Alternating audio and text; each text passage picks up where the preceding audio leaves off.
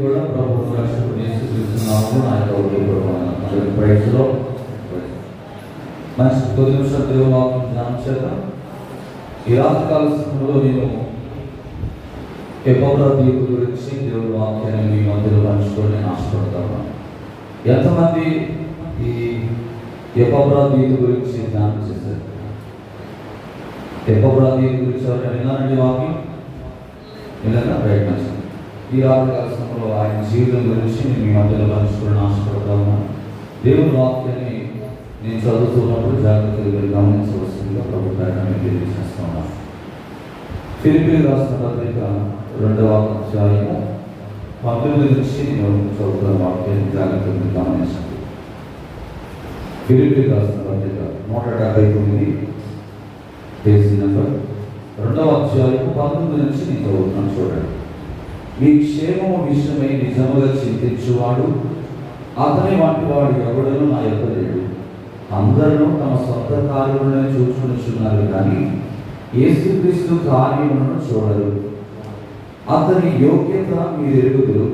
తండ్రికి కుమారుడు ఎలాగో సేవ చేయను, అలాగే అతడు నాతో కూడా సువార్త వ్యాపకము నిమిత్తము సేవ చేశాను. కాబట్టి నాకేమి సంభవింపకనై ఉన్నదో సూచన వెంటనే అతన్ని పంపవలనని అనుకుంటున్నాను. నేను శీఘ్రముగా వచ్చేదనని ప్రభువును బట్టి నమ్ముచున్నాను. మరియు నా సహోదరుడును జతమని వాడును నా తోడి యోధులను మీ దూతై నా అవసరమునకు ఉపచరించిన వాడైన ఎపఫ్రా దీపు మీ యొక్కకు పంపుట అగత్యమని అనుకుంటుని. అతడు రోగి ఆయనని మీరు వింటిరి కనుక అతడు మిమ్మల్ని అందరినీ చూడ మిగిలిన అపేక్ష గలవాడై విచారపడుచుండెను. నిజముగా అతడు రోగి చావునకు సిద్ధమై ఉండేను, కానీ దేవుడు అతనిని కనికరించాడు. అతని మాత్రమే కాక నాకు దుఃఖము మీద దుఃఖము కలగకుండాకి నన్ను కనికరించాడు. కాబట్టి మీరు అతన్ని చూసి మనలో సంతోషించే నిమిత్తమును నాకున్న దుఃఖము తక్కువ నిమిత్తమును అతన్ని మరి శీఘ్రముగా పంపిణీ. నా ఎడల ఈ ఉపచర్యలో ఉన్న పొదువును తీర్చుటకై అతడు తన ప్రాణములను లక్ష్య పెట్టగా క్రీస్తు యొక్క పని నిమిత్తము చావునకు సిద్ధమై ఉండేది కనుక పూర్ణ బంధనముతో ప్రభువునందు అతన్ని చేర్చుకుని అట్టి వారిని ఘనపరచుడి. దేవునికి స్తోత్రం కలుగును గాక. హల్లెలూయా, హల్లెలూయా. మంచిది. ఈ ఫిలిప్పీయులకు రాసిన పత్రిక మనం గమనిస్తే ఎన్ని అధ్యాయాలు ఉంటాయి? ఇందులో ఫిలిప్పీ పత్రికలో ఎన్ని అధ్యాయాలు ఉన్నాయి? వినండి, 4 అధ్యాయాలు. ఎంత స్లోగా చదివినా కూడా 15 నిమిషాల్లో ఈ 4 అధ్యాయాలు చదివేచ్చు. అంతే కదా? ఎంత స్లోగా చదివినా కూడా ఈ 4 అధ్యాయాలు ఎన్ని నిమిషాలు చదవచ్చు? 15 నిమిషాలు. క్రొత్త నిబంధన 27 పుస్తకాలు ఎన్ని రోజులు చదువుతారు? ఎన్ని రోజులు చదవచ్చు? జస్ట్ మీకు తెరవడం కోసం. క్రొత్త నిబంధన బైబిల్ 27 పుస్తకాలు కదా, ఎన్ని రోజులు చదవచ్చు? ఎన్ని రోజులు మీరు చదివారు? ముగించారు ఎక్కడన్నా? ఎన్ని రోజులు పడుతుంది మీకు? అంటే 4 రోజుల 10 రోజుల? సరే, 10 రోజులు 10 రోజులు పడుతుంది కదా. రైట్. దేవునికి మహిమ కలుగును. ప్రియమైనటువంటి ఈ యొక్క ఫిలిప్పీ పత్రికలో ఎపఫ్రా దీపు గురించి 2 వచనాలు 2 సార్లు మాత్రమే కనబడతాయి. ఒకటి 2వ అధ్యాయం మనం చదివిన ఈ 19 నుంచి 30 వచనం వరకు, మధ్యలో ఎక్కడ 25వ వచనం నుంచి మనకు కనబడతాయి. ఆ తర్వాత 4వ అధ్యాయము 18వ వచనం కూడా చూద్దాం. సరే, 4వ అధ్యాయము 18వ వచనం. నాకు సమస్తమును సమృద్ధిగా కలిగి ఉన్నది, మీరు పంపిన వస్తువులు ఎపఫ్రా దీపు వలన పుచ్చుకుని ఏమీ తక్కువ లేక ఉన్నను. అది మనోహరమైన సువాసనయు దేవునికి ప్రీతికరమును ఇష్టమైన యాగమునై ఉన్నది. దేవుని స్తోత్రం కలుగును గాక. హల్లెలూయా. ఎపఫ్రా దీపు గురించి ఇంగ్లీష్లో ఒక మాట రాయబడతాం ఏంటంటే టైమ్లెస్ ట్రూత్ అన్నమాట. అంటే నిత్య సత్యాలు ఇతని దగ్గర నుంచి కూడా మనం నేర్చుకోవచ్చు. ఎపఫ్రా దీపు నుంచి అసలు ఎపఫ్రాదీతు ఎవరు? ఆయన నుండి మనం నేర్చుకోగలిగిన అద్భుతమైన సందేశం ఏంటని మనం గమనిస్తే, ఎపఫ్రాదీతు అనే పేరుకు అర్థము సౌందర్యవంతుడు. ఏం పేరండి? అతని పేరుకి అర్థం ఏంటి? సౌందర్యవంతుడు. అతను సౌందర్యం కలిగిన వాడుగా అక్కడే కనబడతా ఉన్నాడు. ఇంగ్లీష్ లో అతను మంచి అతని పేరుకు ఒక అర్థం ఉంది, ఏంటంటే చార్మింగ్. చార్మింగ్ అనే పదం రాయబడతా ఉందన్నమాట. రెండవదిగా ఫ్యాంటింగ్ అనే ఒక పదం రాయబడతా ఉంది. మూడవదిగా లవ్లీ అనే పదం రాయబడుతుంది. ఈ మూడు పదాలకు ఉన్న అర్థం ఏంటంటే, ఒకటి మనోహరమైన వాడు, రెండవదిగా ఆకట్టుకునేవాడు, మూడవదిగా సుందరమైన వాడు అని ఆయనకు పెట్టబడిన నామం. అసలు ఈ ఎపఫ్రాదీతు అనే పేరు మొట్టమొదటిగా ఎలా వచ్చిందంటే, ఇది గ్రీకు యొక్క పురాతన దేవతకు పెట్టబడిన పేరు అన్నమాట. ఎవరండి? గ్రీకు ప్రాంతంలో గ్రీకు దేవతకు పెట్టబడిన పేరే. ఆ పేరు ఎలా వచ్చిందంటే ఎపఫ్రాదీతు. ఆ రాను ఆ పేరు ఎపఫ్రాదీతుగా మార్చబడ్డది. ఫస్ట్ ఆ విగ్రహం ఉన్న పేరు ఎపఫ్రాదీతు. ఎపఫ్రాదీతు దాన్ని ఇంగ్లీష్ లో ఏమంటాడంటే అపోస్, అబాపోస్. అంటే ఏ సైలెంట్ వర్డ్ పి నుంచి మొదలవుతుంది అనమాట. అపాపోస్ అనే పదం నుండి ఎపఫ్రాదీతు అనే పదం వచ్చింది. ఎందుకు ఈ పేరు పెట్టబడిందంటే, ఎపఫ్రాదీతు యొక్క తల్లిదండ్రులు విగ్రహారాధన. వారు ఈ దేవతను ఆరాధించేవారు. ఈ యొక్క దేవతను ఆరాధించడం ద్వారా ఆ పేరు వారి కుమారుడికి పెట్టబడడం జరిగింది అన్నమాట. అసలు ఎపఫ్రాదీతు అనే పేరు ఎవరు కూడా పెట్టుకోరు సర్వసాధారణంగా. ఎందుకంటే ఆ పేరుకున్న అర్థం సరిగా తెలియక కొంతమంది ఆ పేరు పెట్టుకోవడానికి ఇష్టపడి ఎక్కడ కూడా మనకు కనబడదు. కానీ వీరి తల్లిదండ్రుల యొక్క జీవన విధానం బట్టి వారు ఆరాధించే దేవత ఆ కులదైవాన్ని ఏం చేస్తారంటే, వారి కుమారుడికి పేరుగా నామకరణం పెట్టి ఆ పేరు ద్వారా అతన్ని కనపరుస్తూ, లేకపోతే ప్రతినిత్యం ఆ పేరును ఉచ్చరిస్తూ వారు చాలా సంతోషిస్తున్నట్టుగా కనబడతా ఉంటారు. దేవుడి స్తోత్రం కలుగుగాక. పెట్టారా? ఈ యొక్క ఎపఫ్రాదీతు గురించి పౌలు గారు ఎంత గొప్ప సాక్ష్యం ఇస్తున్నాడంటే, నాకు సమస్తము సమృద్ధిగా కలిగి ఉన్నది, మీకు పంపిన వస్తువులు ఎపఫ్రాదీతు వలన పుచ్చుకొని ఏమీ తక్కువ లేకయున్నను, అవి మనోహరమైన సువాసనయు దేవునికి ప్రీతికరమును ఇష్టమైన యాగములై ఉన్నవి అని అంటున్నాడు. దేవునికి స్తోత్రం కలుగుగాక. పెట్టారా? ఎపఫ్రాదీతు జీవితాన్ని మనం గమనిస్తే అతను 7 లక్షణాలు ఉన్నాయి. ఎన్ని లక్షణాలు?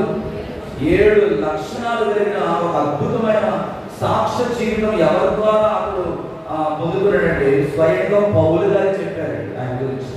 మనం చదివిన 19 నుంచి 30వ వచనం మొదలు పెడితే 30వ వచనం వరకు 7 లక్షణాల యొక్క వృత్తాంతము ఆ చదివిన ఆ పారాగ్రాఫ్ లో మనకు కనబడతా ఉంటుంది. ఇప్పుడు అసలు ఫిలిప్పు అనే సంఘ స్థాపన ఎలా జరిగిందనే విషయాన్ని మీకు చెప్పిన తర్వాత నేను ఎపఫ్రాదీతు గురించి ఒక 4 విషయాలు మాత్రం చెప్తాను. మిగతావి ఎప్పుడైనా దేవుని చెప్పండి చెప్తాను. ఇప్పుడు ఫిలిప్పు సంఘ స్థాపన ఎలా జరిగిందంటే, పౌలు గారు 2వ మిషనరీ ప్రయాణంలో క్రీస్తు శకం 51వ సంవత్సరంలో అతను మాసిదోనియాకు వెళ్ళాలని దేవుడు అతన్ని ప్రేరేపించాడు. ఎక్కడికి వెళ్ళాలని? మాసిదోనియాకు వెళ్ళమని చెప్పి దేవుడు దర్శనంలో పౌలు గారితో మాట్లాడినప్పుడు ఆ దర్శనాన్ని బట్టి పౌలు ఏం చేస్తాడంటే, అతడు మిషనరీ ప్రయాణం కొరకు సిద్ధం చేసుకొని కొంతమందిని తన వెంట పెట్టుకొని ఈ ఫిలిప్ అనే పట్టణానికి వస్తాడన్నమాట. ఫిలిప్ అనే పట్టణానికి వచ్చినప్పుడు అక్కడ 3 వ్యక్తులు మనకు కనబడతారు. ఎవరెవరు కనపడతారు చెప్పండి? పౌలు గారి మిషనరీ ప్రయాణంలో అతను మాసిదోనియాకు వచ్చినప్పుడు, ఈ ఫిలిప్ అనే పట్టణంలో సువార్త ప్రకటిస్తున్నప్పుడు అనేకులు అక్కడ ప్రభువును నమ్ముకున్నట్టుగా ఒక సాక్ష్యం మనకు తెలుసు. అక్కడ ఎవరెవరు వచ్చారు? 3 వ్యక్తులు వస్తారు. 3 వ్యక్తులు పౌలు గారి యొక్క సువార్తను విని రక్షణ పొందుకుంటారు. ఎవరు? చెప్పండి. ఓదానకు కూడా అనుకుంటున్నా లూదియా, ఇంకెవరు చెప్పండి? ఇంకెవరు? పుతోను అనే దయ్యము పట్టిన చిన్నది. ఇంకా 3వ వ్యక్తి మూడో వ్యక్తి ఎవరు చెప్పండి? ఇక్కడే ఉన్నారా? నిద్ర ఉన్నారా? రైట్. ఇక మూడో వ్యక్తి ఎవరు చెప్పండి? మూడో వ్యక్తి తీయండి 16 అపోస్తలుల కార్యాలు. మీరు విన్న వాక్యమేనండి, కానీ మర్చిపోతున్నారు. అంటే ఏంటి? ఇక్కడే ఉన్నా, ఇక్కడ వదిలిపెట్టేస్తున్నారు. ఇదేనా? రైట్. అపోస్తలుల కార్యాలు 16వ అధ్యాయం 16 నుంచి 20 చదవమన్నాము.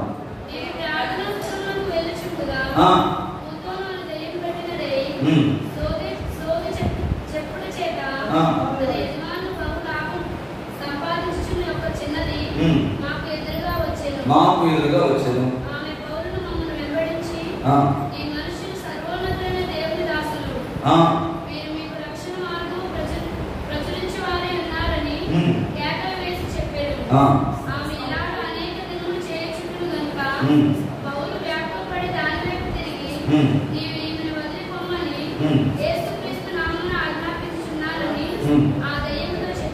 ఓకే.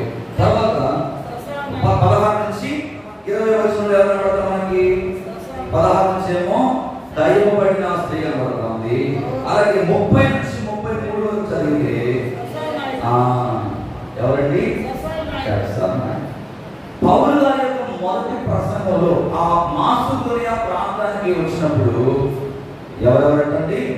ఓదారకు పోయి అమ్ముకుంటున్న లూదియా, అలాగే పుతోను అనే దయ్యము పడిన శోధ చెబుతున్న ఒక చెన్నది, మూడవదిగా చెరసాల అధికారి. ఇక్కడ ఈ ముగ్గురు గురించి మనం చదివితే, ఈ లూదియా అనే ఒక వ్యక్తి, ఆమె ఎవరంటే ధనవంతురాలుగా మనకు కనబడతా ఉంది. రెండవదిగా పుతోను అనే దయ్యము పడిన శోధ చెబుతున్న స్త్రీ, ఆమె స్థితిగతులను మనం గమనిస్తే ఆమె ఏ స్థితిలో ఉంది? పేదరికమును అనుభవిస్తున్న స్థితిలో మనకు కనబడుతుంది.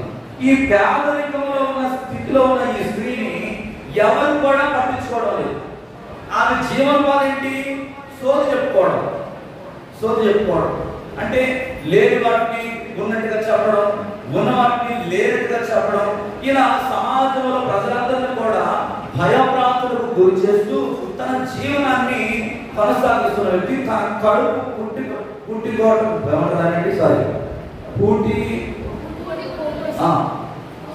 అదే కడుపు కొరకు కోటి విద్యలు అంటారు కదా. ఈ కడుపు కోసం ఏం చేస్తుందంటే ఆమె సోద చెప్పుకుంటూ తిరుగుతా ఉంది. ఆమె పేదరికం అనుభవిస్తున్న స్థితిలో ఉంది. ఈ చెరసాల అధికారిని మనం గమనిస్తే ఇతడు మధ్యతరగతి కుటుంబానికి చెందిన వాడుగా కనబడతాడు. ఇతనికి కావాల్సింది ఏంటి? రక్షణ. ఇతడు చెరసాల అధికారిగా ఉంటున్నాడు, మంచి ఉద్యోగం, కానీ ఏం లేదు, రక్షణ లేదు. ఈ రక్షణ లేని వ్యక్తి ఎప్పుడైతే ఈ యొక్క పౌలు గారి యొక్క సువార్త విన్నారో, వీరి ముగ్గురు కూడా ఏమయ్యారండి? రక్షణ పొందుతున్నారు. దేవునికి స్తోత్రం కలిగి ఉన్నారు. ఈ ఐరోపా ప్రాంతంలో రోమా సామ్రాజ్యానికి చెందిన వారికి ఎంత ఘోరమైన వ్యక్తులంటే, ఆ దినాల్లో సువార్త పరిచయం చేయడం అంటే ఆశామాషైన పని కానీ కాదు. ఈ రోజు మనం అనుకుంటున్నాం కదా, సువార్త ప్రకటిస్తుంటే చాలా మంది సేవకులు హతమారుస్తున్నారు, దెబ్బలు కొడుతున్నారు, అవమానపరుస్తున్నారు, జైల్లో వేసేస్తున్నారు. ఇప్పుడు బాధపడుతున్నారు చాలా మంది. కానీ ఆ రోజుల్లో కూడా ఈమె జీవనోపాధి పోయిందని చెప్పి ఏం చేశారు? పౌలు గారిని పట్టుకొని ఏం చేశారండి? ఫస్ట్ ఏం చేశారు? భయంకరంగా కొట్టారు. ఎలా పడితే అలా కొట్టేశారు. శరీరం అంతా కూడా గాయాలైపోయింది. తీసుకెళ్ళి కొట్టినట్టు వదిలిపెట్టారంటే వదిలిపెట్టలే. తీసుకెళ్ళి ఎక్కడ పడేశారు? శరస్థానంలో పడేశారు. ఎవరెవరు? పౌలుని. ఏం చేశారని? సువార్త ప్రకటించారు. ప్రజలు ఆ స్త్రీ యొక్క కళ్ళబుల్లే మాటలకు లొంగుతున్నారని, ఆ స్త్రీ మాట్లాడే ఆ సోద మాటలకు ప్రజలు ఆకర్షింపబడుతున్నారని, సత్యము తెలవక వాళ్ళు అసత్యములో జీవిస్తున్నారని, సత్యవంతుడైన దేవుడిని మీరు నమ్ముకుంటే ఈ సోద మాటల వైపు మీరు తిరగాల్సిన అవసరం లేదు. ఈ మాటలు మిమ్మల్ని బ్రతికించము, మీ జీవితాన్ని మార్చలేము, మీ బ్రతుకులు మార్చలేమని చెప్పినందుకు పౌలు గారిని శీలగారిని తీసుకుని ఏం చేశారండి? కొట్టేసేసి చేస్తారు. ఇప్పుడు చూడండి వాళ్ళ పరిస్థితి. ఎవరు కూడా వారికి సహాయం చేసేవారు లేదు. వాళ్ళు ఉన్న పరిస్థితులు చూస్తే వారికి ఎవరు కూడా ఆదరించేవారు లేదు. వారికి తగిన గాయాలకు మందు వేస్తే వారు ఎవరు లేరు. కేవలం దేవుని సువార్తను ప్రకటించడం వల్ల. అటువంటి పరిస్థితుల్లో పౌలు గారి శీల గారి కృంగిపోయారండి? కృంగిపోలేదు. ఆ ఎదురైన అవమానాలు చూసి, ఆ ఎదురైన పరిస్థితులు చూసి దేవుడిని వదిలిపెట్టలేదు, సేవను విడిచిపెట్టలేదు, సువార్త పనిని విడిచిపెట్టలేదు. శరీరమంతా కూడా గాయాలైపోయినా కూడా వాళ్ళు ఏం చేస్తారు తెలుసా? పాటలు పాడుతూ దేవుణ్ణి ఆరాధన చేస్తారు. దేవుని స్తోత్రం, దేవుని మహిమపరుస్తున్నారండి. ఈరోజు చాలా మంది ఏం చేస్తారంటే, చిన్న సమస్య రాగా ఏమైపోతున్నారు? మందిరాన్ని మానేస్తున్నారు.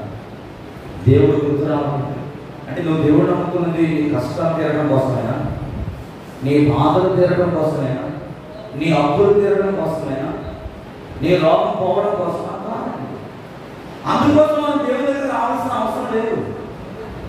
మనం వైద్యుల దగ్గరికి వెళితే ఇంకొంచెం పెద్దగా డబ్బులు ఖర్చు పెట్టి ఒక పెద్ద హాస్పిటల్ వెళితే, పెద్ద డాక్టర్ దగ్గరికి వెళితే ఆ రోగం నుండి, ఆ సమస్య నుండి కష్టత నీకు విడుదల పొందుకుంటావు. నీకున్న వస్తువులు కానీ, నీకున్న బంగారాన్ని తాకట్టు పెట్టుకుని లేకపోతే బ్యాంకులో పెట్టుకుని తెచ్చుకుంటే నీ అప్పు ఖచ్చితంగా తీరిపోతుంది. యేసు ప్రభు దగ్గరికి ఈరోజు చాలా మంది దేని కోసం వస్తున్నారంటే, ఆశీర్వాదం కోసం, లాభం కోసం. యేసు ప్రభు దగ్గరికి ఎప్పుడు కూడా మనం లాభమును ఆశించి ఎప్పుడు రాకూడదండి. యేసు ప్రభు దగ్గరికి ఎందుకు రావాలి తెలుసా? ఆయన మనల్ని మోక్ష మార్గంలో నడిపించడానికి తన జీవితాన్ని ధారపోసాడు. నిత్య జీవంలో నడిపించడానికి, నిత్య రాజ్యంలో ఇదిగో నీ స్థానం ఈ భూమి మీద కాదయ్యా. ఈ భూమి మీద నువ్వు ఒక టెంపరీగా ఉండడానికి వచ్చావు. ఇది పర్మనెంట్ కాదు. నీకు పర్మనెంట్ కలిగిన ఒక స్థానాన్ని నీ కొరకు ఏర్పాటు చేశాను. దాని కొరకు మాత్రమే నేను మరలా తీసుకెళ్ళడానికి నేను రాబోతున్నానని ఆదరణకర్తన దేవుడు నీ కోసము పంపించాడు. 2025 సంవత్సరాల క్రితం యేసు ప్రభు లోకానికి వచ్చాడు. ఆయన మానవుడిగా ఈ లోకంలో జీవించాడు. మనందరికి సువార్తను ప్రకటించి మనందరినీ కూడా ఆ పాపం నుండి, ఆ శాపం నుండి మనకు విడుదలించి యేసయ్యే నిజమైన దేవుడు మనం తెలుసుకోగలిగాము. బాప్తిస్మం తీసుకున్నాం. కానీ మళ్ళీ మనం ఏం చేస్తున్నామంటే భయపడిపోతున్నాం. ప్రతి చిన్నదానికి భయపడుతున్నాం. కానీ ఇక్కడ పౌలు ఇలా భయపడట్లేదు. ఈ ఫిలిప్పు సంఘం అంటే పౌలు గారికి చాలా ఇష్టం అన్నమాట. ఎందుకంటే మొదటి ప్రయాణంలోనే పౌలు గారు చేసిన సువార్తను బట్టి ఈ ఫిలిప్పు అనే ప్రాంతంలో సంఘము పౌలు గారిని చాలా ప్రేమించిందని. ఆ ప్రేమ ఎంత గొప్పదంటే అందుకే రాసుకోవాలి ఏంటంటే, నాకు సమస్తము సమృద్ధిగా కలిగి ఉన్నది, మీరు పంపిన వస్తువులు ఎపఫ్రాదీతువలన పుచ్చుకొని ఏమీ తక్కువ లేక ఉన్నను, అవి మనోహరమైన సువాసనయు దేవునికి ప్రీతికరము ఇష్టమైన యాగములైన. ఎంత ప్రివిలేజ్ గా అసలు వాడు పంపిన వస్తువులను స్వీకరిస్తున్నాడు పౌలు గారు. చూడండి, అసలు మాటలోనే చెప్తున్నాడు ఇక్కడ. మొట్టమొదటి ప్రయాణంలోనే ఈ సంఘము పౌలు గారిని ఎంతో ప్రేమిస్తుంది. పౌలుకి ప్రీతికరమైన సంఘం ఏదైనా ఉన్నదంటే ఈ ఫిలిప్ అనే ప్రాంతంలో ఉన్న సంఘమే. దేవుని స్తోత్రం కలుగుతుంది. ఈరోజు చాలా మంది దేవుడికి ప్రీతికరంగా కనబడటం లేదు. యేసు ప్రభువు నమ్ముకుంటున్నారు, యేసయ్య పేరు చెప్పుకుంటున్నారు, కానీ వాళ్ళు ఏం లేదండి, ప్రీతికరం లేదు. ప్రీతికరం అంటే ఇష్టకరంగా, మనుషులని చాలా మంది ఇష్టకరంగా ఈ లోకంలో జీవిస్తున్నారు. కానీ మనకు మనుషులకు ఇష్టకరంగా మనం జీవించినంత కాలము మనం ఎప్పుడు కూడా పైకి రాలేదు. మనం ఎవరికి ఇష్టలుగా జీవించాలంటే దేవునికి మనం ఇష్టలుగా జీవించాలంటే. ఈ ఫిలిప్పు అనే ప్రాంతంలో ఉన్న సంఘము వారు దేవుని యొక్క నామాన్ని కలిగిన సంఘంగా కనబడుతున్నారు. పౌలుకి ఎంతో ఇష్టమైన సంఘం. ఎందుకంటే మిషనరీ ప్రయాణంలో ఈ పట్టణాన్ని సందర్శిస్తున్నప్పుడు అనేక పర్యాయాలు ఏదో నీ సువార్త ప్రకటించమన్నాడు కదా దేవుడు, ఒక దర్శనం ఇచ్చి పంపించాడు కదా, నా పని అయిపోయింది, ఇంకా నేను మా సంఘానికి వెళ్ళవలసిన అవసరం లేదు, వారు దేవుల్లో ఎదిగిన బిడ్డలు, వారు ఆత్మీయ జీవితాన్ని కట్టుకుంటారు అని చెప్పేసి పౌలు గారు వదిలిపెట్టలేదు. ఆ ప్రాంతం గుండా వెళుతున్న ప్రతిసారి కూడా ఆ సంఘాన్ని దర్శిస్తూ ఉన్నాడు. ఆ సంఘ విశ్వాసులు ఒక పుట్టుబడిపోయిన స్థితిలో ఉంటే, పడిపోయిన స్థితిలో ఉంటే, వెనకబడిన స్థితిలో ఉంటే వారిని ఏం చేస్తాడంటే దేవుని మాటల చేత వారిని బలపరుస్తూ ఉన్నాడు. ఆ బలపరుస్తున్నప్పుడు ఆ సంఘంలో ఉన్న విశ్వాసులు అందరూ ఏం చేస్తారంటే పౌలు గారికి ఎంతో సహకారంగా ఉంటా ఉన్నారన్నమాట.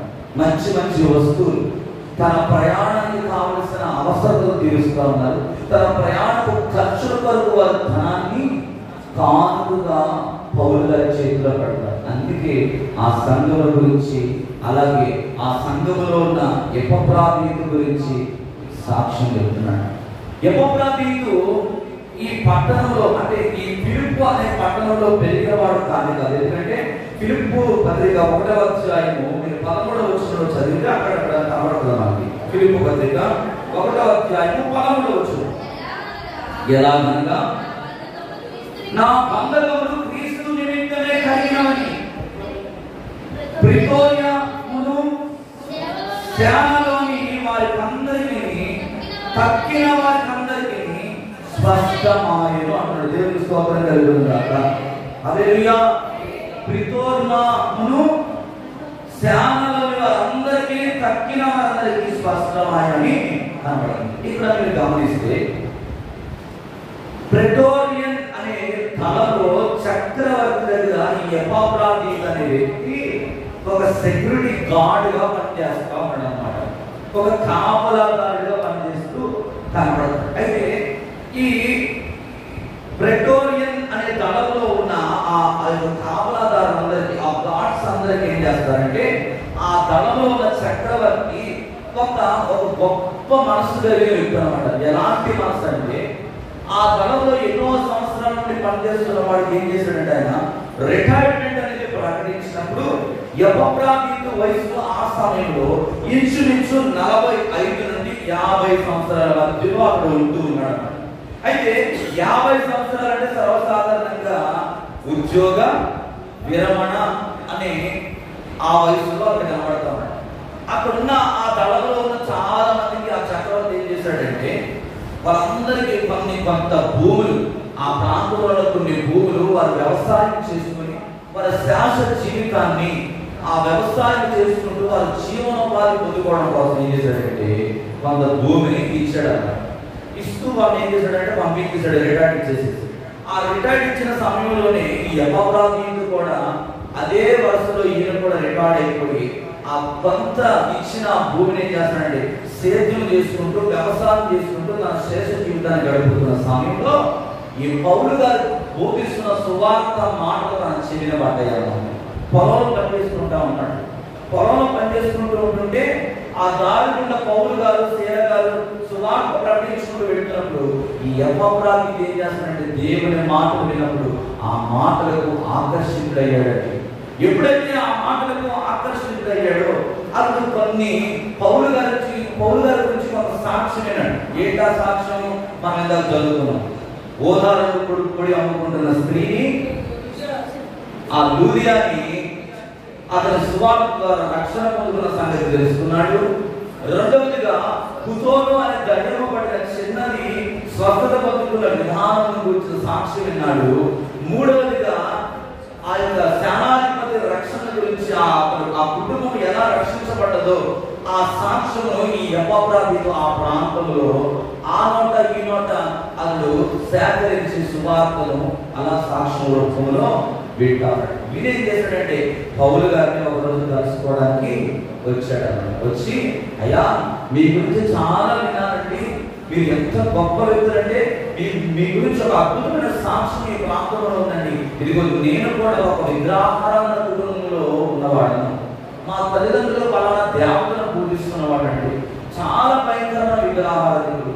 వాడు దేవుడు అంటే అసలు వారికి ఏమీ తెలియదండి. మీ గురించి నేను విన్నాను, నాకు మీరు దేవుడి మాటలు చెప్పండి అని చెప్పి పౌలు గారిని ఎపఫ్రాదీతు ఆడడం జరిగింది.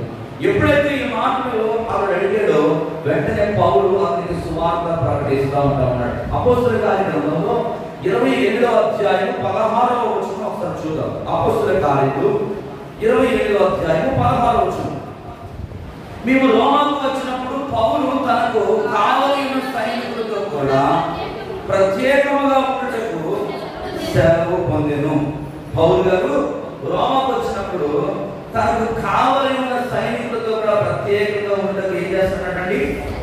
సెలవు పొందుకుంటా ఉన్నాడు. ఈ ప్రకర్య మన సేన కైసరు యొక్క న్యాయస్థానంలో కూడా ఇది కల్పింపబడుతుంది. కలిసిపోయిన ఒకే ప్రాంతంలో ఒకే ఆ యొక్క చక్రవర్తి ఆధీనంలో ఈ యొక్క రోమా అనే ప్రాంతం కూడా ఇమిడి ఉందన్నమాట. పౌలు కేవలం క్రీస్తు నిమిత్తమే బాధించబడ్డాడు, కానీ వ్యక్తిగత విషయాలు ఎక్కడ కూడా ఆయన బాధించబడినట్లు ఉందా? ఎందుకో తెలుసా? పౌలు చాలా బలవంతుడు, అంతే కదా. దమస్కు ప్రాంతంలో యేసుక్రీస్తును నమ్ముకున్న వారిని అతడు ఏం చేస్తున్నాడు? హింసిస్తూ ఉన్నాడు. చాలా క్రూరమైన వ్యక్తి. అతడే సాక్ష్యం చెప్పుకుంటాడు. ఏమని? నేను ఒకప్పుడు హింసకుడను, దూషకుడను, హానికరుడను అంటున్నాడు. అతడు చేసే పనులన్నీ కూడా ఎలాంటివంటే చాలా భయంకరమైనవి. మంచి యుద్ధ నేర్పరితనం కలిగిన వాడు, అలాగే చక్కని శరీర దారుణ్యం కలిగిన వ్యక్తి, చక్కని జ్ఞానవంతుడు, చాలా క్వాలిటీస్ అతను ఉన్నాయి. అతను క్రైస్తవుని హింసించడమే కాదు, కానీ ఇంకా క్రూరమైన కొంతమంది జైల్లో ఉన్న వారిని వారికి ఆశలు చూపించి కొంత డబ్బిచ్చి, ఇదిగో మీరు చేసిన శిక్షణ నేను తగ్గించడానికి ప్రయత్నం చేస్తాను, అధికారులతో మాట్లాడతాను, మీరు చేయాల్సిన పని ఏంటంటే క్రైస్తవులైన వారిని మీరు ఏం చేయాలి? చంపాలి. మీరు ఎంతమందిని చంపితే మీ శిక్ష అంత తగ్గిపోతుంది. ఇలా ఆపరించి వాడిని బయటకు తీసుకొచ్చి క్రైస్తవులని ఉసుగొలిపిన ఒక భయంకరమైన వ్యక్తి ఎలా మారిపోయాడు? ఇప్పుడు క్రీస్తు కొరకు శ్రమ అనుభవించడానికి ఇష్టపడే వ్యక్తిగా మారిపోయాడు. దేవుని స్తోత్రం. క్రీస్తు కొరకు, దేవుని సేవ కొరకు, దేవుని పరిచర్య కొరకు అనేక మంది దేవుని దగ్గరికి నడిపించడానికి అక్కడ ఏం చేస్తాడంటే బాధించడానికి, దెబ్బలు తినడానికి ఇష్టపడతాడు. అపొస్తలుల కార్యం 9వ అధ్యాయం 15వ వచనంలో జరిగితే ఇలా మనకు కనబడతా ఉంటుంది. అక్కడ అపొస్తలుల కార్యం 9వ అధ్యాయం 15వ వచనం 9:15.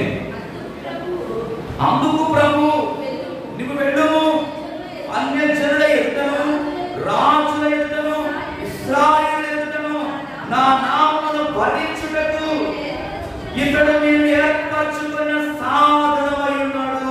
దేవునికి స్తోత్రం కలుగును గాక.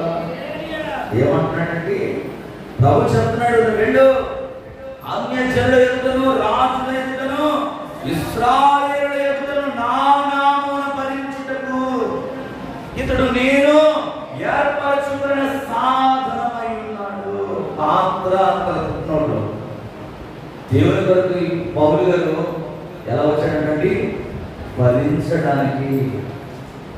తనకు తెలుసండి, ఏ ప్రాంతంలో అయితే క్రైస్తవులను బాధించాడో, రక్తాన్ని ఏరుడై బాధించాడో, అదే ప్రాంతంలో నిలబడి యేసు ప్రభువు గురించి సువార్త ప్రకటిస్తూ ఉన్నటువంటి విన్నారా? వినలేదు. ఏమంటున్నారు? అరే వీడు మొరదాకా కత్తులు పటాలు పట్టుకొని వీడు మా క్రైస్తవులైన వాళ్ళని చాలా మందిని హతమార్చుకుని వీడు ఒక పెద్ద నరహంతకుడు. వీడు ఈ రోజు వచ్చేసి పెద్ద యేసు ప్రభువు నమ్ముకొని సువార్త ప్రకటిస్తున్నారని ఎవరైనా విన్నారా? ఆయన మాటలు ఎవరు వినలేదండి. మొదట్లో ఎవ్వరు కూడా ఆయన సువార్త వినలేదు. తనను తృణీకరించిన వారే, తన మాటలు లెక్కలు చేయని వారే, అయినా కూడా అతడు ఏమాత్రం కూడా వెనుతేరలేదు. అతడు ఏమాత్రం కూడా కృంగిపోలేదు. ఎందుకో తెలుసా? మనిషి ద్వారా ఏర్పాటు చేయబడితే మనిషి మాటలను కృంగిపోతాదేమో, కానీ దేవుడిని ఏర్పాటు చేస్తే నువ్వు ఎప్పుడు కూడా కృంగిపో. ఇది బాగా గుర్తుపెట్టుకోండి. మనుషుల ద్వారా మనం మనుషుల కొరకు యేసు ప్రభువు నమ్ముకొని మనుషులు ఏదో పెట్టించడానికి, కనపరచడానికి, వాళ్ళ వెనకాల భజన చేయడానికి నువ్వు వస్తే ఈ రోజు నిన్ను చూసి నిన్ను మెచ్చుకున్న వాడే నీ వెనకాల రేపు ఏం చేస్తాడు? నీ గురించి చెడ్డగా మాట్లాడు. అంటే నువ్వు మనిషిని నమ్మినంత కాలం మనిషి ఏం చేస్తాడంటే నిన్ను మోసం చేస్తాడు. అదే దేవుని ఏర్పాటులో నువ్వు ఉంటే నీ ఆశీర్వాదాన్ని ఎవ్వరు కూడా దొంగిలించాడు. ఎవ్వరు కూడా నీ ఆత్మీయ జీవితం నుండి నేను వెనక్కి లాగలేదు. కొన్నిసార్లు నీ అవిధేయతల వల్ల నీవు దేవుడి మీద ఆధారపడవలసింది, దేవుడిని నమ్ముకొని దేవుడిని వెంబడించకపోవడం వల్ల నీ చేతులారా నువ్వే కష్టాలు కొని తెచ్చుకొని ఏం చేస్తున్నామంటే అవమానపరచబడతా ఉంటావు. దీనస్థితిలో పెట్టుకుంటుంది. దేవుడు ఎప్పుడు కూడా నిన్ను దీనస్థితిలో ఉంచేవాడు. పౌలు గురించి దేవుడు స్వయం సాక్ష్యం చెప్పినట్టు ఇతడు నేను ఏర్పరచుకున్న సాధనమైనాడు, నా నామమును భరించదనంట. ఎంతమంది భరిస్తున్నారు? ఎవరైనా ఏదైనా మాట అంటే చాలు తొందరగా ఉరికిపడిపోతా ఉంటారు. కొంతమంది తొందరగా ఉరికిపోవడం చేస్తారు. గుమ్మడిపై దొంగ ఎవరా అంటే నేనే అన్నట్టుగా భుజాలు తడుపుకుంటారు కొంతమంది. హల్లెలూయా అంటారు కదండి. చిన్న మాట అంటే వచ్చుకోలేదు చాలా మంది.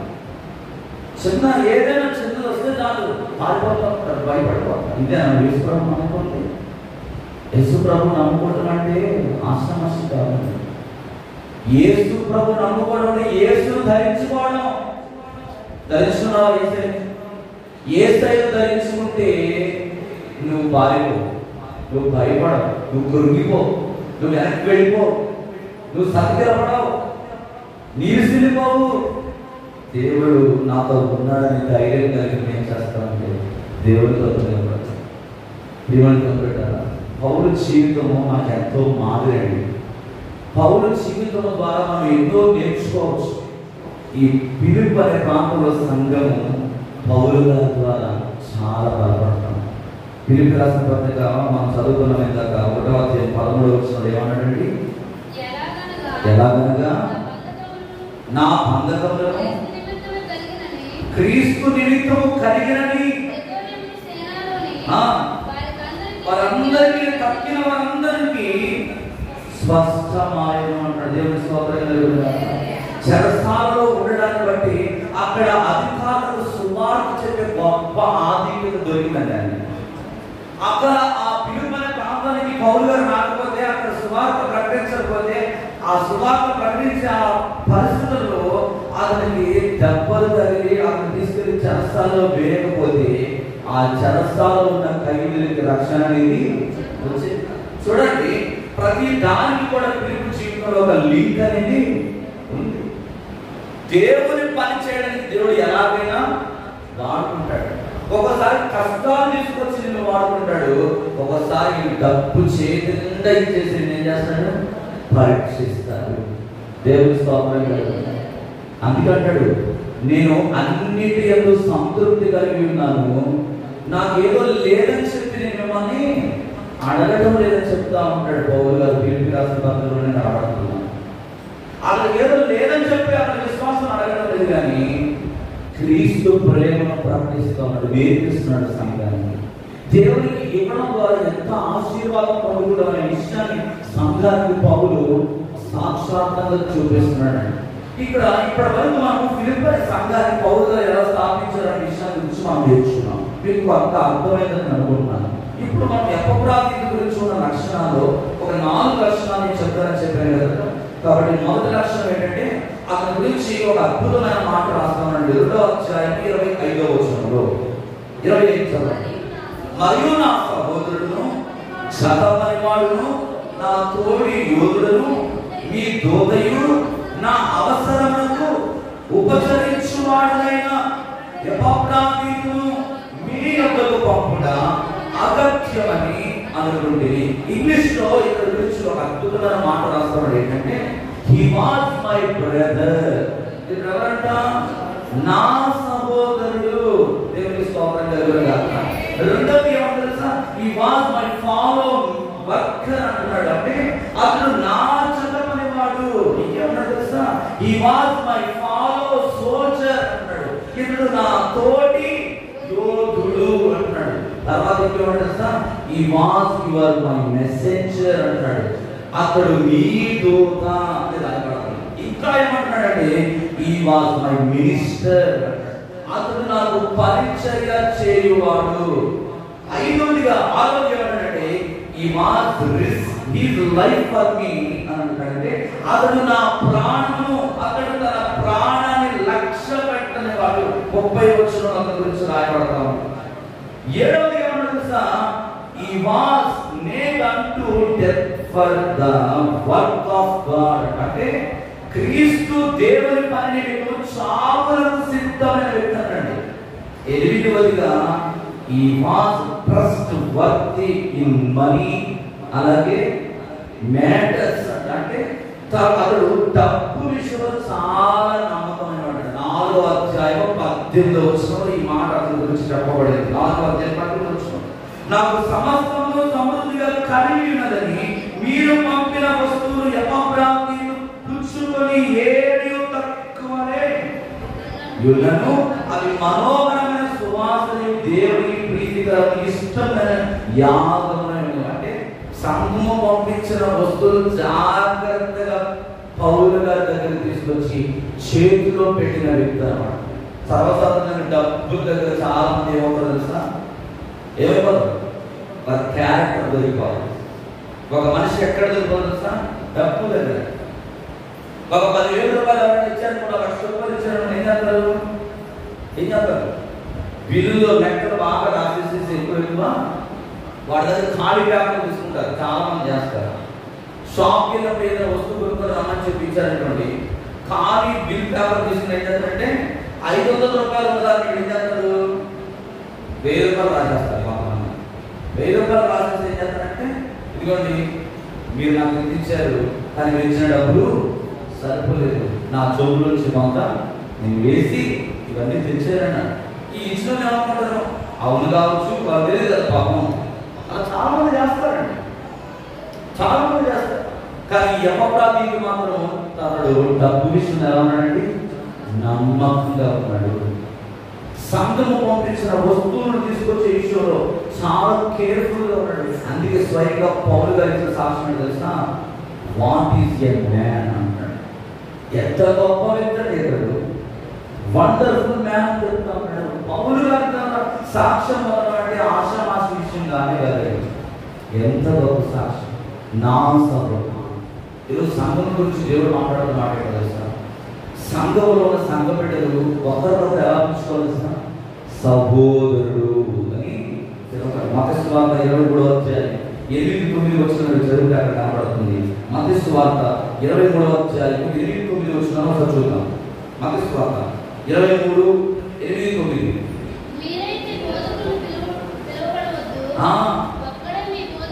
ఒక్కడే మీ బోధకుడు, మీరందరూ సహోదరుడు, మరియు భూమి మీద ఎవరికైనా తండ్రి అని పేరు పెట్టవద్దు. ఒక్కడే మీ తండ్రి, ఆయన పరలోకమందున్నాడు. మరియు మీరు గురువులని, క్రీస్తు ఒక్కడే మీ గురువు. మీరు అందరికంటే గొప్పవాడు, మీకు పరిచారకుడై ఉండవలెను. తను తాను హెచ్చించుకున్నవాడు తగ్గింపబడును, తను తాను తగ్గించుకున్నవాడు హెచ్చింపబడు. దేవుని స్తోత్రం కలుగునా. ఏమంటాడండి? మీరైతే బోధకులను పిలవద్దు. కొంతమందికి ఆగిష్టం తెలుసుకోవాలి ఏంటి? కొంతమందికి మాస్టర్ గారు, మాస్టర్ రెవరెంట్, పేరుకు ముందు రెవరెంట్ లేకపోతే ఆయన స్టేజ్ మీదకి రావాలి. ప్రభు చెప్తున్నాడండి, మీరు బోధకులని పిలవకుండా ఉండమంటున్నాడు. ఇంకేమన్నాడు? మీరందరూ సహోదరుడు, మరియు భూమి మీద ఎవరికైనా తండ్రి అని పేరు. కొంతమంది పేరు పెడతారు, నాన్నగారు, అమ్మగారు. లేదా మన దేవుడు ఆయనే మా తండ్రి. మనం ఎవరు ఆరాధించాలి? దేవుడికి ప్రప్రథమమైన ప్రయారిటీ ఇవ్వాలి. కానీ ఈరోజు విచిత్రకరమైన విషయం ఏంటంటే, విచారకరమైన విషయం ఏంటంటే, ప్రభు సహోదరుడిని పిలుచుకోమంటే ఏదా బాబా, అదే మామ, అక్క, పిన్ని, అత్తమ్మ, ఇవన్నీ కూడా ఈ వరుసలన్నీ కూడా సంఘాలు తీసుకుని తీసేసి ఈనాడు చాలా మంది ఏం చేస్తారంటే, జోబులు నింపుకోవడానికి వాళ్ళ స్వలాపేక్ష కోసం వాళ్ళు ఏం చేస్తారంటే, సేవకుడైన సంఘంలో చాలా మంది మర్చిపోయి కొంతమంది వరుసలు మాట్లాడుతున్నారు. తప్పు. ప్రవేశ గురువుని కూడా మనం పిలుచుకోకూడదు. ఈరోజు సంఘంలో మనం గమనించాల్సింది ఏంటంటే, నా సహోదరుడు అంటున్నాడు పౌలు. ఎపఫ్రాదీతుని ఏమని పిలుస్తున్నాడు సార్? నా సహోదరుడు, నా సహోదరుడు, నా సహోదరుడు. రెండోది ఎవరు తెలుసా? చదవనివాడు. మనమందరం ఎవరికైనా చదవని వాళ్ళం? మనమందరం ఎవరికి? దేవుడికి చదవని వాళ్ళగా మనం కనబడదు. దేవుడికి చదవని వారమై ఉన్నాము. దేవుడికి చదవని వారమైన మనము దేవుడు మనకి ఇచ్చిన గొప్ప ప్రివిలేజ్గా దీన్ని ఏం చేయాలంటే భావించాలి. మొదటి కొరింథీయులకు రాసిన పత్రిక 3వ అధ్యాయం 9వ వచనం చదివితే అక్కడ మనం చూడొచ్చు. మొదటి కొరింథీ 3వ అధ్యాయం 9వ వచనం. మొదటి కొరింథీ 3:9. 3:9 అండి. మేము దేవుని చదవని వారమై ఉన్నాము, మీరు దేవుని వ్యవసాయము, దేవుని గృహమై ఉన్నాము. దేవుని స్తోత్రం కలుగును గాక. మనం ఆయన పొలములో పని చేయడానికి ప్రభు మనం నియమించుకున్నాడండి. ఆయన పొలంలో, సంఘం అనే పొలంలో దేవుడు నిన్ను ఒక్కొక్కరికి ఒక్కొక్క బాధ్యత దేవుడు ఇచ్చాడు. ఇప్పుడు మనం ఎవరిని పిలుచుకోకూడదు? మనము బోధకులు అని కానీ, గురువులు అని కానీ, తండ్రి అని కానీ, తల్లి అని కానీ పిలుచుకోకూడదు. మనం ఆయన పొలంలో పనివారు, పరిచారకులము. ఇక్కడ ఎపఫ్రాదీయుడు పౌలు గారికి పరిచర్య చేసి అనుభవంలో కనబడతా ఉంటాడు. మూడోది ఏమంటే తెలుసా? అతడు నా తోటి యోధుడు. అంటే ఏంటో తెలుసా? దేవునికి నువ్వు ఎలా కనబడాలంటే ఒక సైనికుడిగా కనబడాలి. సైనికుడు ఎప్పుడైనా యుద్ధము తన ముందు ఎదురవుతున్నప్పుడు ఆ యుద్ధ రంగంలో నాకెందుకు లేని చెప్పేసి తన ప్రాణాన్ని రక్షించుకోవడానికి వెనక్కి పార్టీ వస్తాడా, లేకపోతే ఎదురొడ్డి ఏమంటాడు? ఏంటండి? శత్రువుకి ఎదురొడ్డి తన ప్రాణాన్ని లెక్క చేయకుండా శత్రువుకి ఎదురొడ్డి ఏం చేస్తాడంటే పోరాటం చేస్తాడు. ఎక్కువ తెలుసా? తన చివరి శ్వాస వరకు, తన చివరి ఊపిరి ఉన్నంత వరకు ఏం చేస్తాడంటే అతడు పోరాడతాడు శత్రువుతో. ఈరోజు మన శత్రువు ఎవరు? మన శత్రువు ఎవరండి? సాతాను. ఈ శత్రువైన సాతానుతో ఏం చేయాలి? పారిపోయి రాకూడదు. వాడు భయపడిపోయి పారిపోతారు చాలా మంది. ఈరోజు చాలా మంది పారిపోతారండి. సాతాను గారిని చూసి పారిపోతారు. దేవుని బిడ్డగా మనం ఎప్పుడు కూడా పారిపోకూడదు. దేవుని సైనికులుగా మనం ఉండాలి. హల్లెలూయా. మనం ఎప్పుడు కూడా దేవుని యొక్క సన్నిధిలో బలము తెచ్చుకొని, తిమోతి అంటాడు 4:7 రెండో తిమోతి 4:7 చదువుతారు ఒకసారి. 2 తిమోతి 4:7 మంచి పోరాటం పోరాడింది, నా పరుగు కడముట్టించింది, విశ్వాసాన్ని కాపాడుకుంటుంది, ఇక మీద నా పరుగు. దేవునికి స్తోత్రం కలుగును గాక. పోరాడాలి. నువ్వు నీ శత్రువుల సాధనతో పోరాడాలి. నీకున్న ఆర్థిక సమస్యల విషయంలో నువ్వు పోరాడాలి. నీ అనారోగ్యం విషయంలో నువ్వు పోరాడాలి. నీ కుటుంబం విషయంలో నువ్వు పోరాడాలి. చాలా మంది పోరాటాలు మర్చిపోతున్నారు. పోరాటం చేయాల్సిన పని పక్కన పెట్టేసేసి పారిపోతున్నారు. చాలా మంది పారిపోకూడదు. మంచి పోరాటం పోరాడు వారికి ప్రభువు కిరీటమును ఇవ్వడానికి సిద్ధంగా ఉన్నాడు. నా పరుగును కాముట్టించి విశ్వాసమును కాపాడుకుంటే ప్రభు నీ కొరకు నీతి కిరీటమును దాచి ఉంచాడు. దేవుని స్తోత్రం కలుగును గాక. నీతి కిరీటమును పొందుకోవాలంటే పారగానే వచ్చేయండి. ఏం చేయాలి? పోరాడాలి. ఆ సరిహద్దుకు చేరుకునేంత వరకు, ఆ గమ్యములకు చేరుకునేంత వరకు, ఆ డెస్టినేషన్ చేరేంత వరకు ఒకసారి నువ్వు అలసిపోయే పరిస్థితులు ఏర్పడతాయి. నువ్వు కృంగిపోవలసిన పరిస్థితులు ఏర్పడతాయి. నీ శరీరం సహకరించిన పరిస్థితులు ఉండొచ్చు. ఏది కూడా నీకు ఎవరు కూడా సహకారంగా ఉండకపోవచ్చు. అయినా కూడా నీకు దేవుడు అప్పగించిన పలుగు పందెములో నువ్వు ఎప్పుడు కూడా మధ్యలోనే ఆగిపోయే వాడవుగా ఉండకూడదు. దేవుడికి స్తోత్రం కలుగును గాక. ఒక ఒలింపిక్ గేమ్ లో సంవత్సరానికి లేకపోతే ఒక 10 సంవత్సరాలు లేదా 5 సంవత్సరాలు ఒకసారి జరిగే ఆ ఒలింపిక్ గేమ్ లో ఆ 200 మీటర్ల పరుగు పందెంలో సాధించడానికి ఆ వ్యక్తి ఏం చేస్తాడు?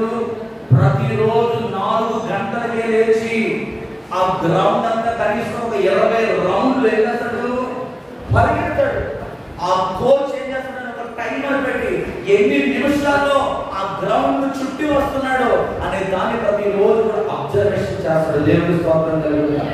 దేవుడికి అప్పగింపబడి ఈ పరుగు పందెంలో ఎన్ని సమస్యలు ఎదురైనా, ఎన్ని అలసటలు ఎదురైనా, ఎన్ని శోధనలు ఎదురైనా నువ్వేం చేయకూడదు?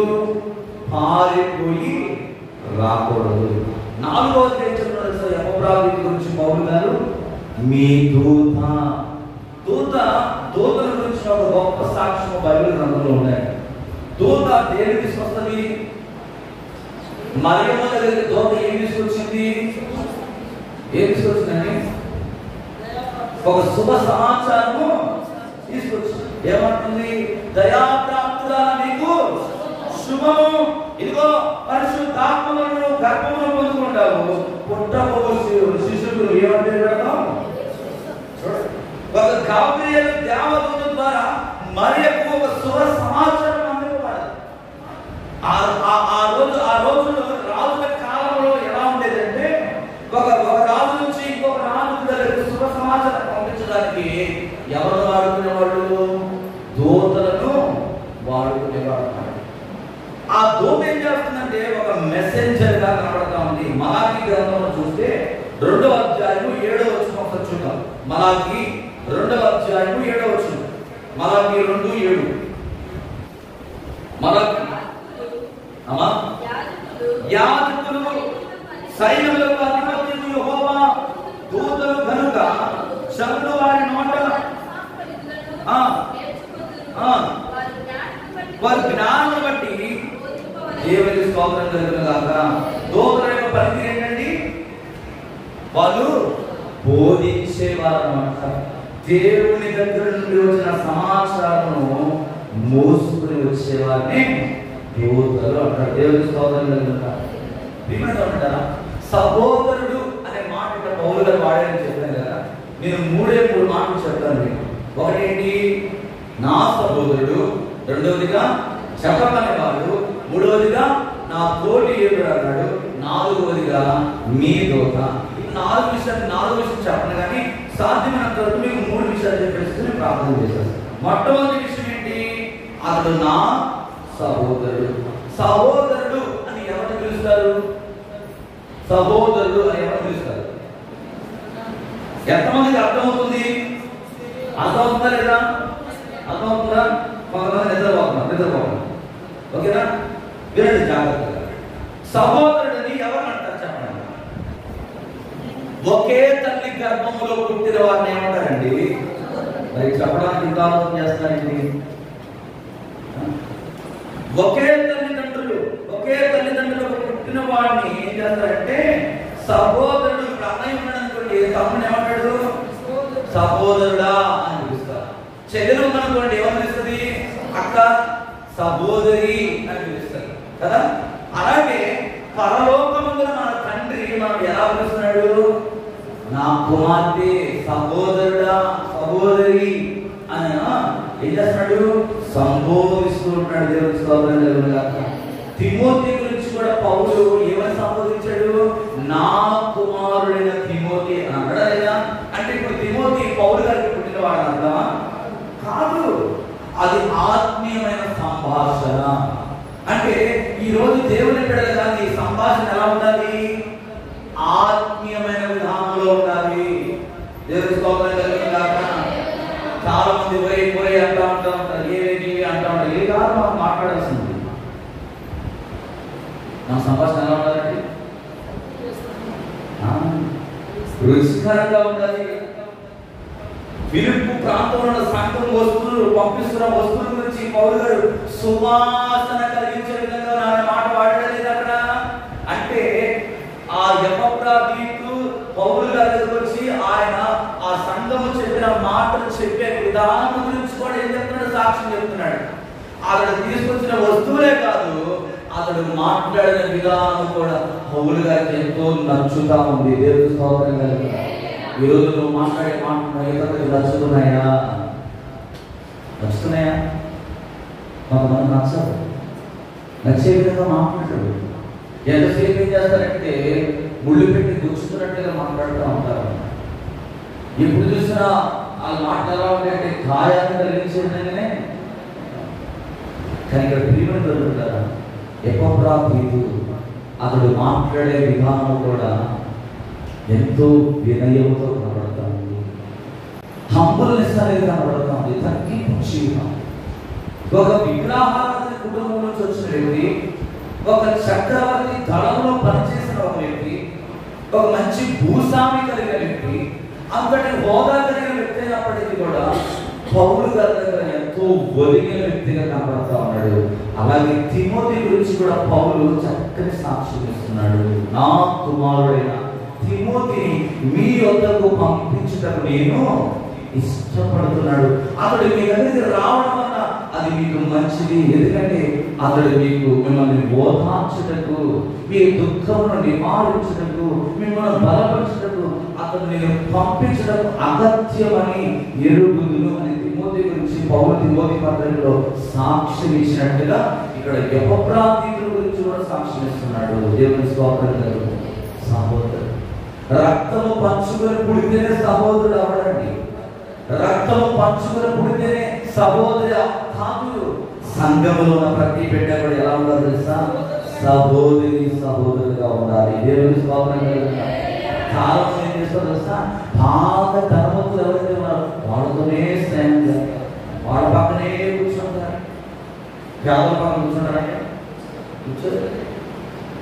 మంచి బట్టలు వేసుకున్న వాళ్ళు కూర్చుంటారా? కనీసం నిలబడరు వాళ్ళ దగ్గర. ఈ రోజు చాలా మందికి ఏం కావాలి? రేంజ్ కావాలి. ఈమె 3 నగలు వేసుకున్నప్పుడు ఇంకొక నగ ఎక్కువే వేసుకొని చదువుకుంటాం. ఈ వేసుకున్న వ్యక్తి దగ్గర ఏముంటాడు? ఈ వ్యక్తి కూడా చీర నలకూడదు, కుర్చీలు తాగకూడదు. ఉన్నారు చాలా మంది అండి. హోదా నామాలు పడదు. దేవుడు నీ హోదాను బట్టి నిన్ను రక్షించడానికి వచ్చాడు. నీ హోదాను చూశాను రాలేదు భూమి మీదకి. నువ్వు ఎంత గొప్ప స్థితిలో ఉన్నవాడు చెప్పి రాలేదని నీకు అవసరం. ఒకసారి నీ స్థితిని జ్ఞాపకం చేసుకో. పూర్వం నీ పరిస్థితి ఏ విధంగా ఉందో ఈ రోజు ప్రభు నీ జీవితంలోకి వచ్చిన తర్వాత మన స్థితిగతులు ఏ విధంగా మారాయో, ఈ రోజు సమాజంలో మనకి ఈ విలువ, ఈ హోదా, ఈ గౌరవం ఎక్కడి నుండి వచ్చిందో అనే విషయాన్ని మనం ఎప్పుడు కూడా మర్చిపోకూడదు. మర్చిపోకుండా ఉండాలంటే సంఘంలో ఉన్న ప్రతి బిడ్డ ఎలా ఉండాలి తెలుసా? సహోదరి సహోదరుగా ఉండాలి. వాడు పేదోడైనా, వాడు దరిద్రుడైనా, వాడు అమ్మ లేనుడైనా, గుడ్డ లేనుడైనా, ఇల్లు లేనుడైనా, నిన్ను పిలిచినప్పుడు నీ ప్రార్థన అవసరత కోరినప్పుడు, వాడు నీ నుండి దేవుని మాటలు వినడానికి ఇష్టపడినప్పుడు నువ్వేం చేయాలి తెలుసా? ఆలోచించకుండా వెళ్ళి వాడికి దేవుని మాటలు చెప్పగలగాలి. అదే క్రైస్తవ్యం అంటే. దేవుని స్తోత్రం. ఈరోజు చాలా మంది తెలుసా? డబ్బున్న వాళ్ళ దగ్గరికి పోతారు, డబ్బు లేని వాళ్ళ దగ్గరికి పోరు, వస్త్రాలు మంచిగా లేని వాళ్ళ దగ్గరికి పోరు, కనీసం వాళ్ళ ఇంట్లో గిన్నెడు మంచినీళ్ళు కూడా, గ్లాసు నీళ్ళు కూడా తాగడానికి ఇష్టపడరు, వాళ్ళ చెప్పు ముట్టుకోవడానికి కూడా ఇష్టపడరు, వాళ్ళ గడప తొక్కడానికి ఇష్టపడరు. నువ్వు దేవుని పెట్టలేనా? గుర్తు పెట్టుకోవచ్చు. ఆలోచించే ఈ రాత్రి ఆలోచించే. దేవుని రాకడ సమీపంలో ఉంది. దేవుడు ఇవన్నీ కూడా మనం అడుగుతాడండి. లెక్క నువ్వు ఎవరెవరిని పెడుతున్నావు, ఏమి చూసి ఆశించి నువ్వు వెళ్తున్నావు అనే ప్రతి విషయాన్ని దేవుడు జ్ఞాపకంలో పెట్టుకుంటాడు. ఇక్కడ ఎపఫ్రాదీతు పౌలు గారిని ఎంతగానో ప్రేమిస్తున్న వాడిగా కనబడుతున్నాడు. రోమపత్రిక 10వ అధ్యాయం 1వ వచనం చదివితే, రోమపత్రిక 1వ అధ్యాయం 10వ వచనం చదువుదాం ఒకసారి. 10వ అధ్యాయం 1వ వచనం రోమపత్రిక. సహోదరులారా, ఇశ్రాయేలు రక్షణ పొందవలనని నా హృదయ అభిలాషయు వారి విషయమై దేవునికి చేయు ప్రార్థనై ఉన్నది అంటాడు. ఏమంటాడండి? సహోదరులారా, ఇశ్రాయేలు రక్షణ కొరకు మనం ఏం చేయాలి? అభిలాష ఉండాలి, మన హృదయం తప్పించాలి. ఇక్కడ ఇశ్రాయేలు అనగా సంఘముతో దేవుడు మాట్లాడుతూ ఉన్నాడు. మనం ఎవరు బట్టి? ఇశ్రాయేలుము. ఆయన పేరు పెట్టి పిలువబడిన ఆయన జనాంగమై ఉన్నాము, ఆయన సొత్తైన ప్రజలమై ఉన్నాము. ఆయన మనం ఎన్నుకున్నాడు కనుక మనం రక్షణ లేని వారి వరకు వారిని రక్షణ నడిపించడానికి మనం ఎప్పుడు కూడా ఆసక్తిని చూపించేవారిగా ఉండాలి. ఇంకా 9:3 అంటాడు. 9:3 కూడా చదువుతాం. రోమా 9:3. పరిశుద్ధాత్మయందు నా మనస్సాక్షి నాతో కూడా సాక్ష్యం ఇస్తున్నది, సాధ్యమైన దేహ సంబంధులైన నా సహోదరులకు నేను క్రీస్తు నుండి వేరై శాపగ్రస్తుడై ఉండకూడదును. దేవుని స్తోత్రం కలుగుగాక. హల్లెలూయా. పరిశుద్ధాత్మయందు నా మనస్సాక్షి నాతో కూడా సాక్ష్యం ఇచ్చున్నది, సాధ్యమైన ఎవరైనానండి దేహ సంబంధం అంటే ఎవరు చెప్పాను? దేహ సంబంధం ఎవరండి? మీ సొంతోళ్ళు, మీ ఇంటోళ్ళు. వాళ్ళ ప్రకారం ప్రాధాన్యత ఇచ్చినా ఇవ్వకపోయినా పర్వాలేదు, కానీ సహోదరులకు ఇవ్వాలంటే సంఘములో ఉన్న వారిని ప్రేమించాలి.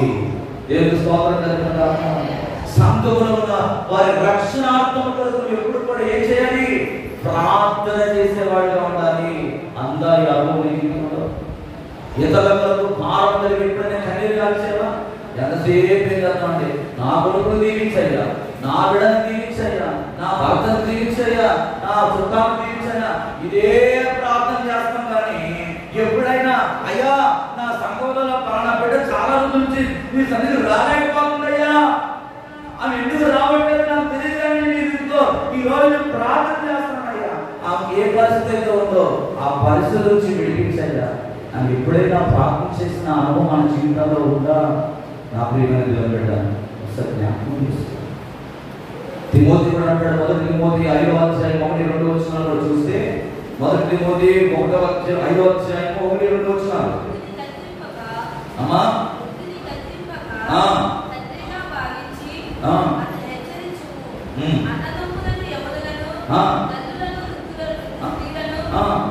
అక్క చెల్లెలని పూర్ణ పవిత్రతతో యవన స్త్రీలను ఏం చేయమన్నాడు?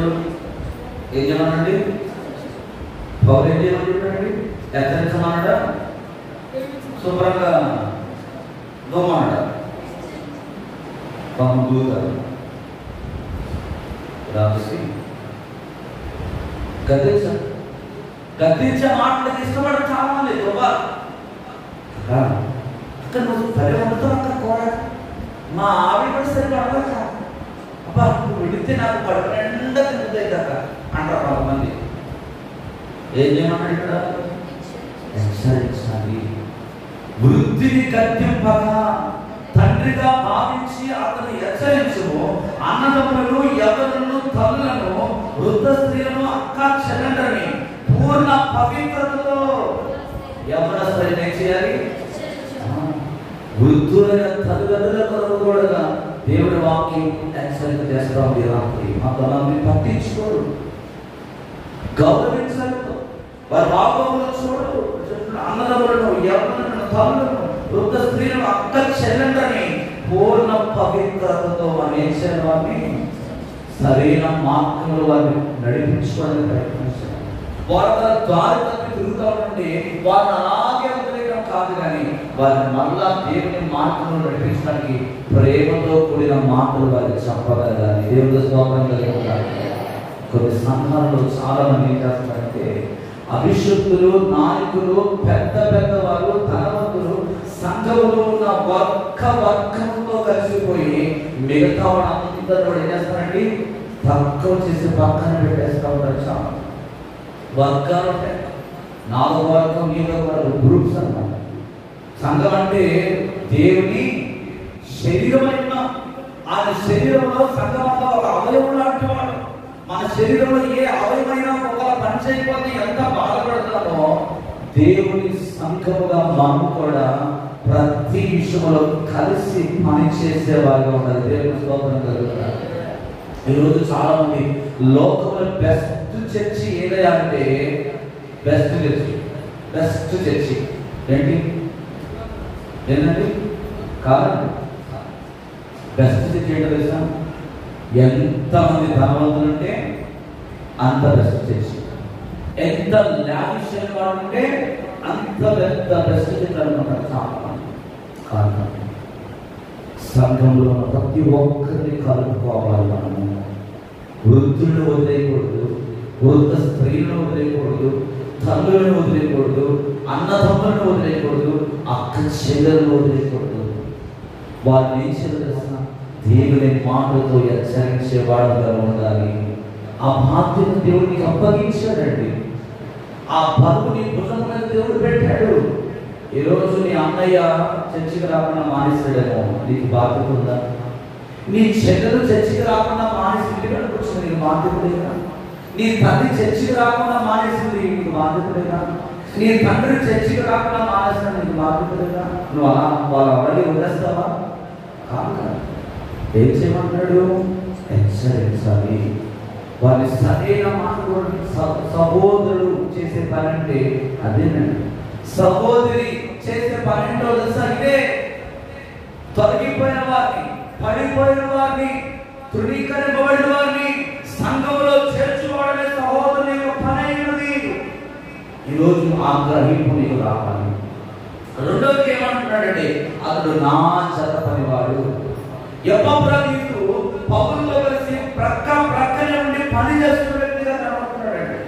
ఎప్పుడు చూసినా అంటి పెట్టుకొని అతను జీవిస్తూ కనబడుతున్నట్టుగా మనం చూసుకుంటున్నాం. 2వ అధ్యాయం 12వ వచనం చదివితే, ఫిలిప్పీ రాసిన పత్రిక 2వ అధ్యాయం 12వ వచనంలో కనబడుతుంది మనకి ఈ మాట.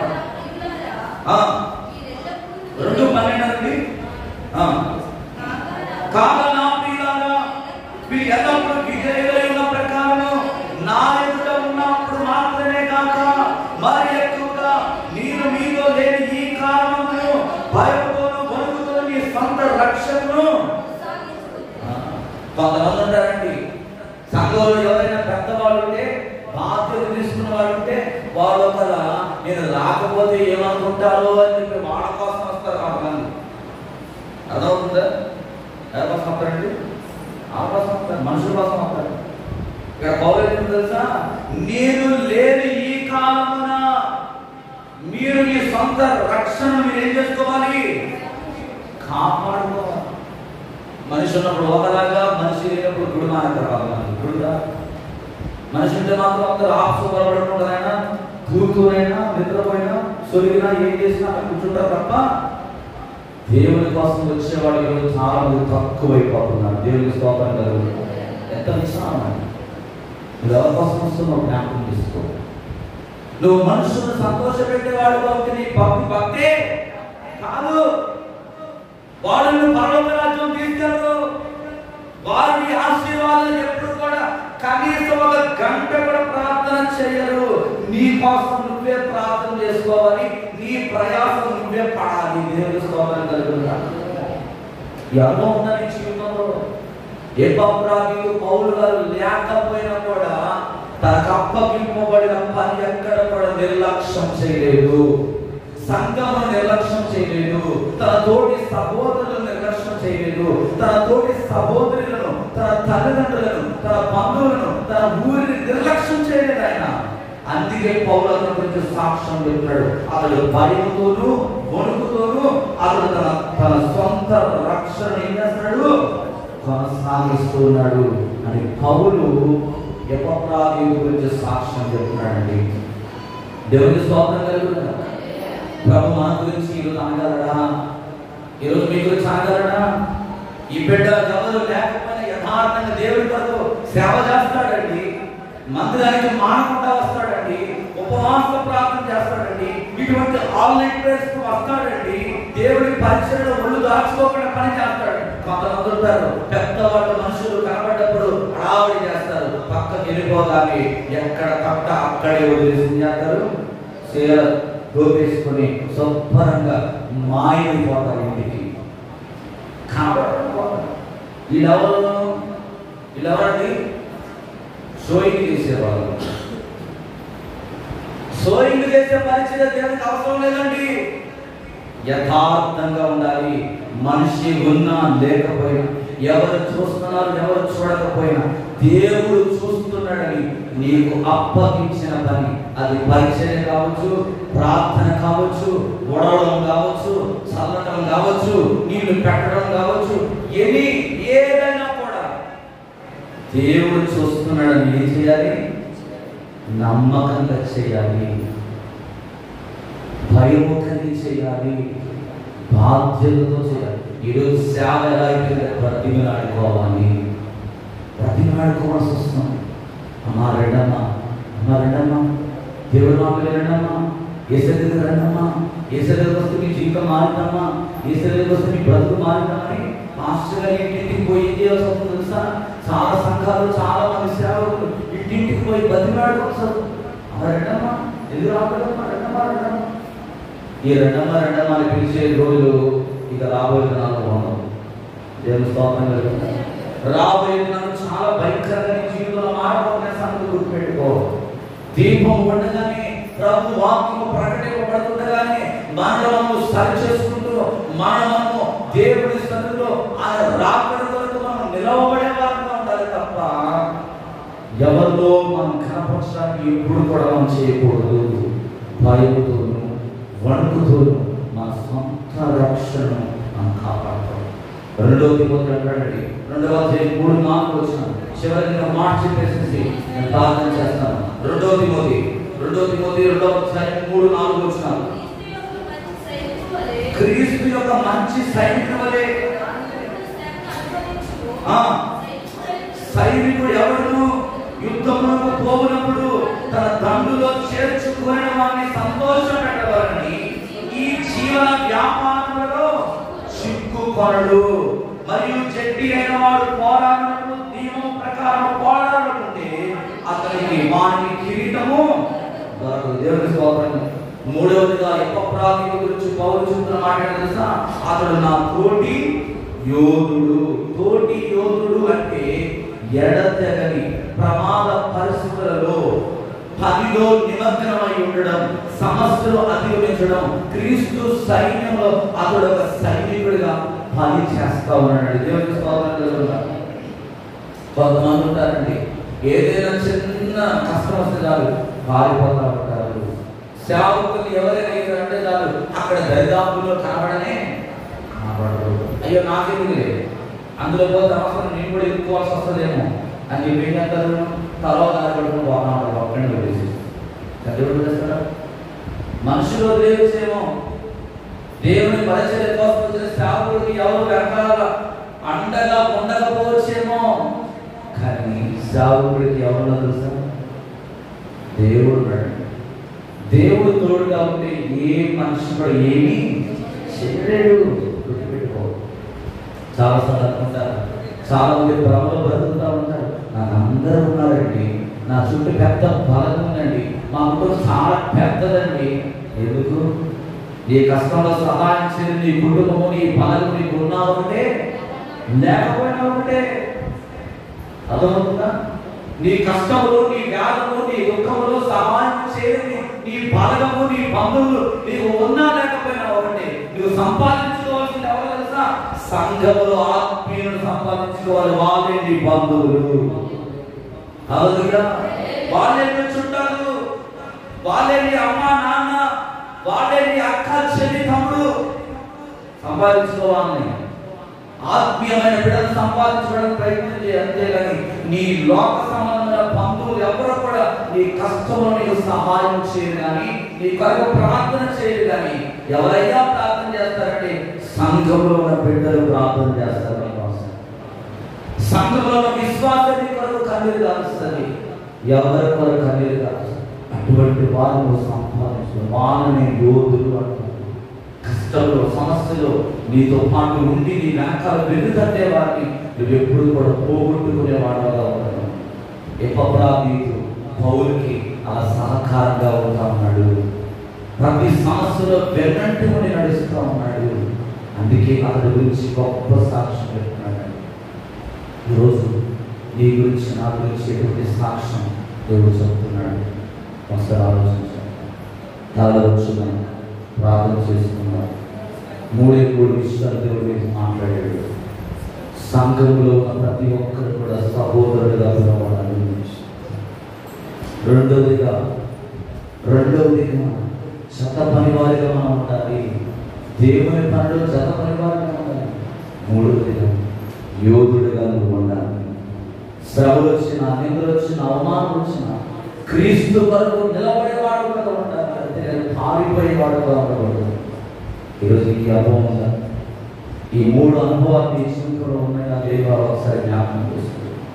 నీ స్వలాపేక్ష కోసం, నీ స్వార్థం కోసం, నీ కుటుంబం కోసమే పనిచేస్తున్నావేమో ఒకసారి ఆలోచించి. పరిశుద్ధుడా నీకు వందనాలు ప్రభువా. ఎపఫ్రా గీత గురించి ఈ రాత్రి మీరు మాతో మాట్లాడారు కదా. ఆనాడు పౌలు గారు శీల మాసిదోనియా ప్రాంతంలో ఫిలిప్పు అనే పట్టణంలో సువార్త ప్రకటించుటకు మిషనరీగా వెళ్ళినప్పుడు ప్రభా, మొట్టమొదటిగా పౌలు చెప్పిన మాటలకు ఆ స్త్రీ, ఆ యూది ఆ రక్షణ పొందుతుంది. ఆ బుధోరు అనే దైవపడిన చిన్నది బాగుపడుతుంది. ఆ సైన్యాధికారి రక్షణ పొందుతున్నాడు. ఈ 3 వ్యక్తుల సాక్ష్యం విన్న ఎపఫ్రాకు ఒక భయంకరమైన అన్య కుటుంబంలో నుంచి ప్రభువా జీవం కలిగిన నీకు తెలుసుకోగలిగాడు ప్రభా. నిత్య జీవానికి మార్గమై ఉన్న నీ మాటలు పౌలు నోటి నుండి అతని సాక్ష్యం విన్నప్పుడు తన జీవితాన్ని మార్చుకొని పౌలను వెంబడించిన వాడిగా కనబడుతున్నాడు. తండ్రి, నా సహోదరుడు అని పౌలు చేసిన సాక్ష్యం పొందుతున్నాడు. ఈరోజు మేము కూడా అటువంటి సాక్ష్యం మేము పొందుకోవడానికి నీ కృప మాకు ఇచ్చింది. అలాగే చదవని వాడిగా ప్రభు ఉన్నాడు. ఈరోజు నీ సేవలో మాకు అప్పగించబడిన పనిలో ప్రభా మేము ఎవరో చూస్తున్నారని, ఎవరి కోసమో సంతోషపెట్టడానికి చేసేవారిగా మేము ఉండకుండా నిన్ను సంతోషపెట్టేవారిగా, నీవు ఉన్నా లేకపోయినా, వాడు ఉన్నా లేకపోయినా ప్రభా మేము మా సొంత రక్షణను కాపాడుకునే వారిగా ఉండడానికి సహాయం చేసింది. అలాగే తోటి దాసుడిగా మేము మారాలి ప్రభు, తోటి యోధుడిగా మేము మారిపోవాలి. ప్రతి విషయంలో మేము ముందు వరుసలో ఉండేవారిగా ఉండాలి ప్రభు. ఈరోజు చాలా మంది పరిచర్య వెనక్కి వెళ్ళిపోతున్నారు, పారిపోతున్నారు, వణికిపోతున్నారు. ప్రజలు అటువంటి వారిగా మేము ఉండకుండా ముందు వరుసలో మేము నిలబడి అయ్యా మా పరుగు పండుగలో బహుమానం కొరకు మేము పోరాడేవారిగా నీవు ఇచ్చిన నీతి కిరీటం, ఆ జీవ కిరీటం మేము పొందుకోవడానికి నీ కృప మాకు దయచేయమని ప్రార్థన చేస్తున్నాం. ఈ రాత్రి ఈ 3 లక్షణాలు సంఘంలో ప్రతి బిడ్డకు దయచేయాలి. ఒకవేళ ఇప్పటివరకు అటువంటి విధానంలో లేనట్లయితే ఈ రాత్రి ఈ మాటల చేత ఎవరికి వారు సరి చేసుకుని ప్రభా నీ రాజ్యము కట్టిన విషయంలో అరువు పెరగకుండా, అయ్యా సోలిపోకుండా, అలసిపోకుండా ముందుకు పరిగెత్తడానికి శక్తిని ప్రతి ఒక్కరికి దయచేయాలి. కొన్ని నిమిషాలు మేము విరామం తీసుకొని పోతున్నాడు. ఈ విత్తబడిన వాక్యం ఇక్కడే వదిలిపెట్టకుండా ప్రతి వారి హృదయంలో నాటబడినట్టుగా నీ కృపణ దయచేయాలి. యేసు పరిశుద్ధ నామములో ప్రార్థించి స్తుతించి విశ్వాసముతో అడిగి వేడుకుంటున్నాము తండ్రి. ఆమేన్. ఆమేన్. అందరికీ ప్రైజ్ లార్డ్. 10 నిమిషాలు మనం విరామం